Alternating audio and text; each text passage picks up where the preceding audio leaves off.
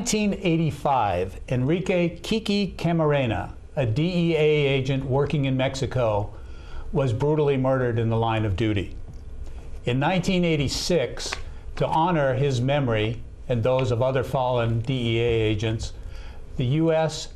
Drug Enforcement Administration initiated Red Ribbon Week. Red Ribbon Week is designed to promote awareness and education on the issue of substance abuse.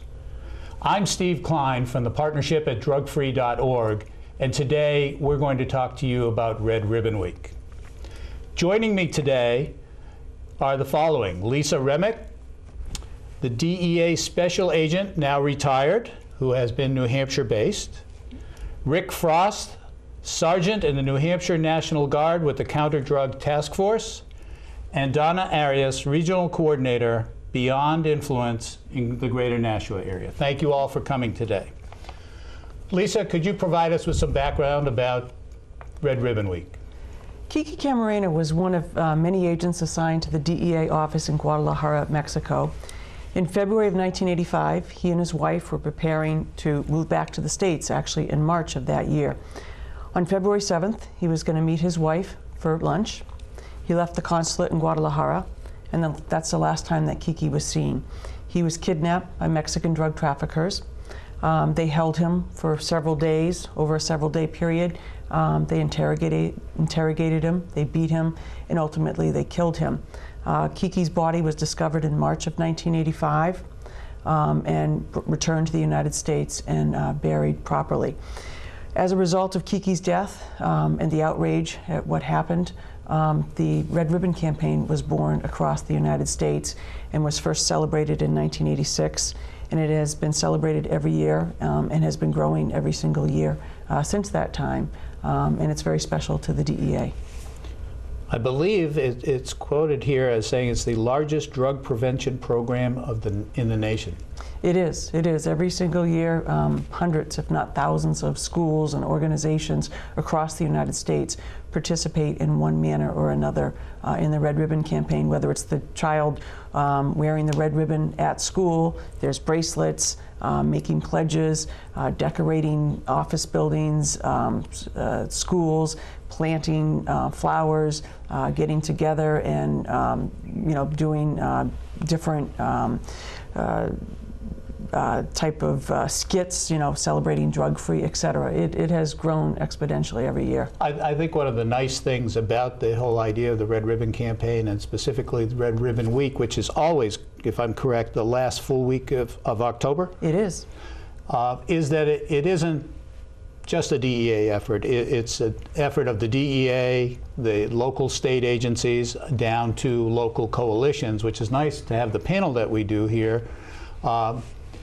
Sergeant Frost, may I call you Rick? Absolutely. Rick, you're here representing Drug-Free New Hampshire and the state of New Hampshire, correct?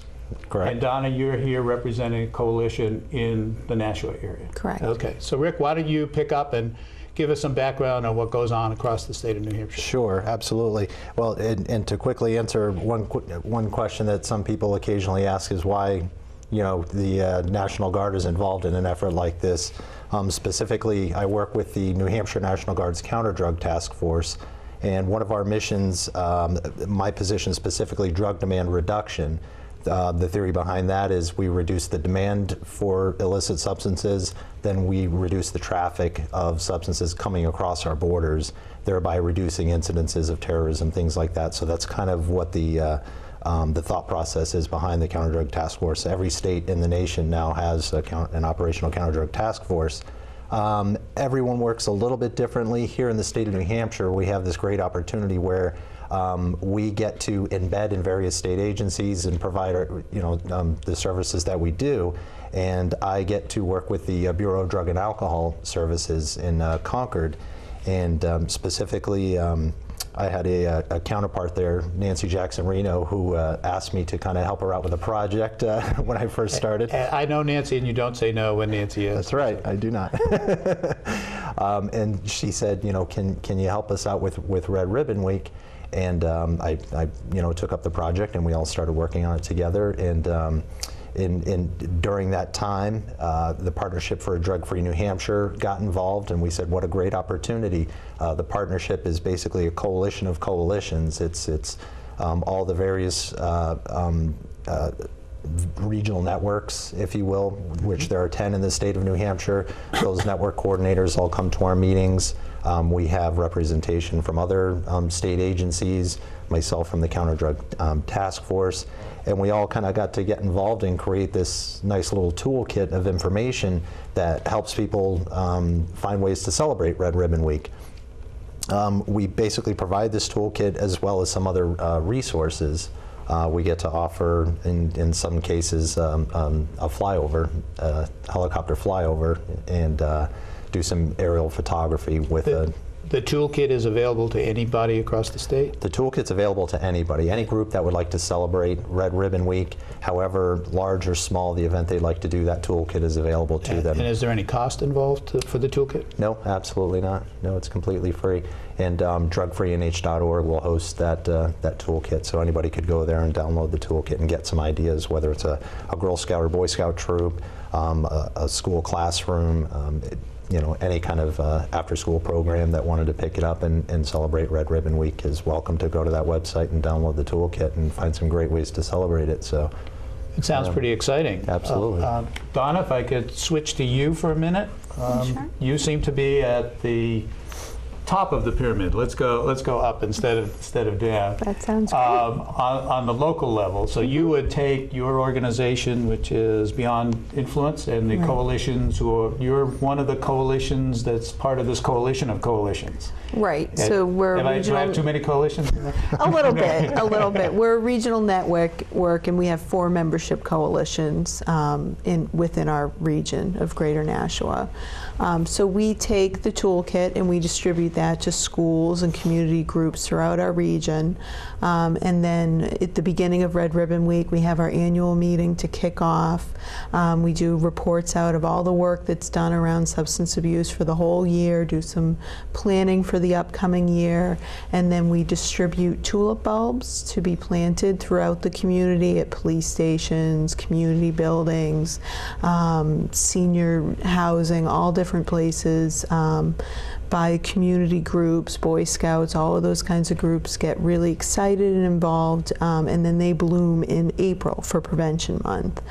I assume they're all red tulips? They're red tulips, although there was one formation that they did a red ribbon of tulips and a yellow one was in there, so someone ran over and just plucked the yellow tulip out. And we're seeing an image on screen just recently of the tulips and how nice they look. Mm-hmm. Oh, good. Yeah, they came out beautiful. And then we are doing 7 red ribbon formations where all the kids in a school will run outside into a field wearing red shirts and stand in the form of a big red ribbon. And then the National Guard will fly over and take some great aerial photographs of it. We're seeing some of those photos up on screen now. I have to ask, A, how do you get all the kids? This is voluntary? The schools say we want to do this? They do. They love it. And it looks pretty complex to get a whole football field full of hundreds of kids lined up in the proper way and all wearing red. So I'm going to use Officer Prentice's trick. He runs a big rope, and this is what I've shared with other groups that are doing. Runs a big rope in the field, and everyone stands by the rope. So they get it all set up ahead of time, so they know where to stand. And what other kinds of things are communities doing around Red Ribbon Week? Well, they do pledges within the schools. Some schools pledging to be substance free. To be substance free. Some schools will do like a brick where every kid puts a brick up, and then it just covers a whole wall with their pledge. So it's a big red wall of their commitment. Is there anything at the curriculum level? Or, is there a unit taught about substance abuse during that week in some schools? I'm not working on any of those. I'm not. Okay. Unfair question. I apologize.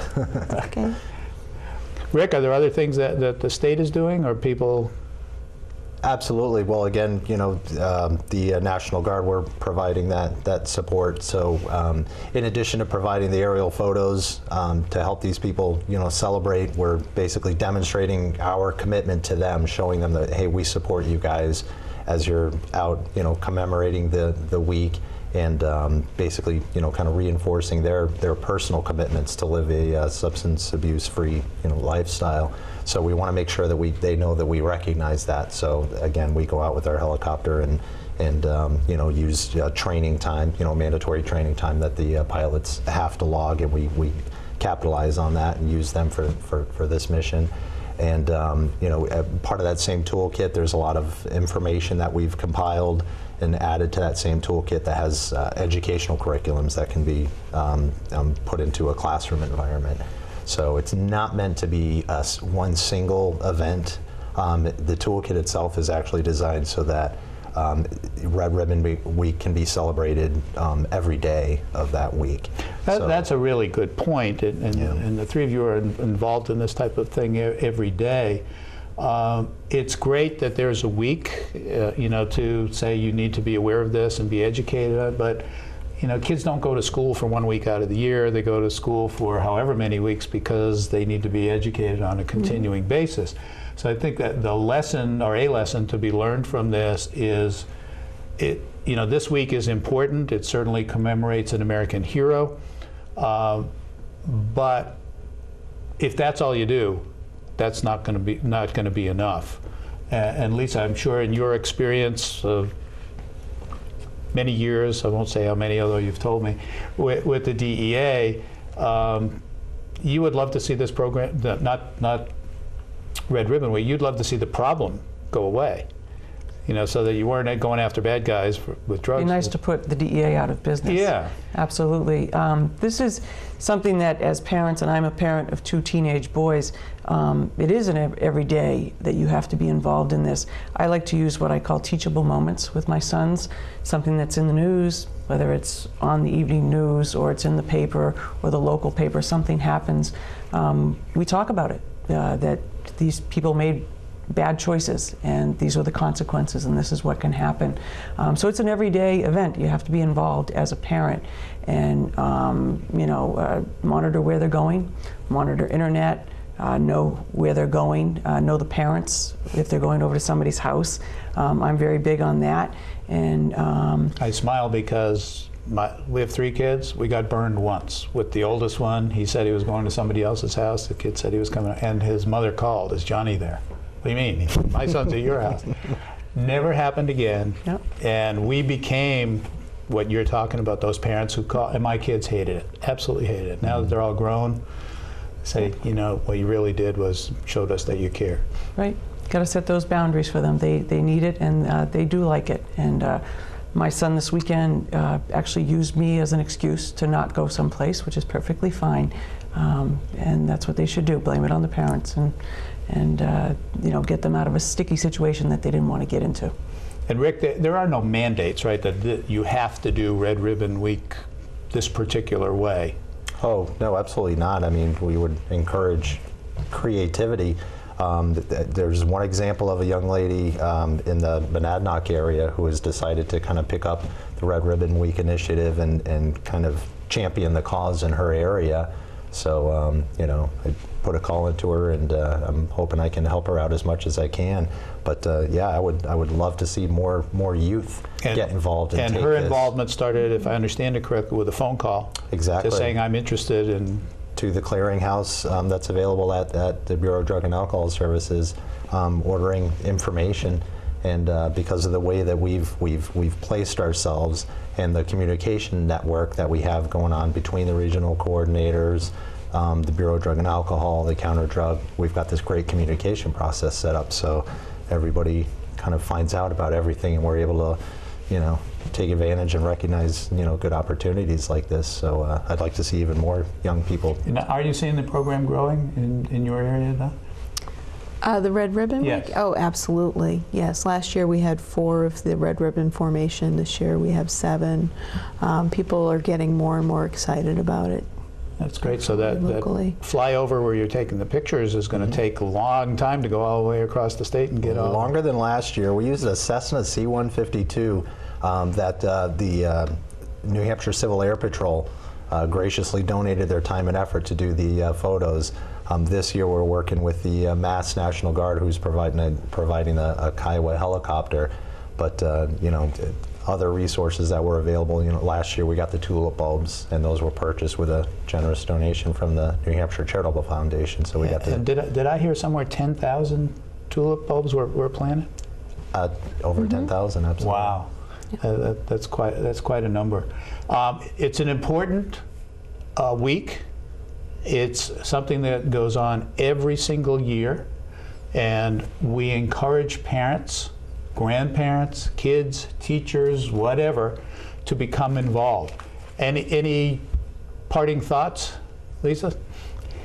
It is 1 week a year in October, but you need to be involved every day of the year. As we know, we're seeing an increase in prescription drug use. You have to be involved as a parent every single day, and get your child involved in extracurricular activities, whether it's the sports or it's acting or it's debate club. But be involved, be a parent, let others be their friends. And I think an important point is that this is an event that often takes place in schools, Red Ribbon, and it can't just be in school, as you said. It needs to be at home and in everything that you do. Rick?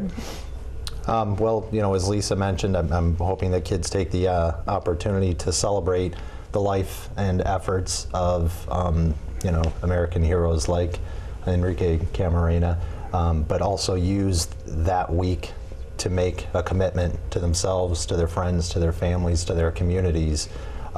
Just like New Year's Eve, making that resolution, use that time to celebrate and show you're going to make a year-long commitment to live that lifestyle. So.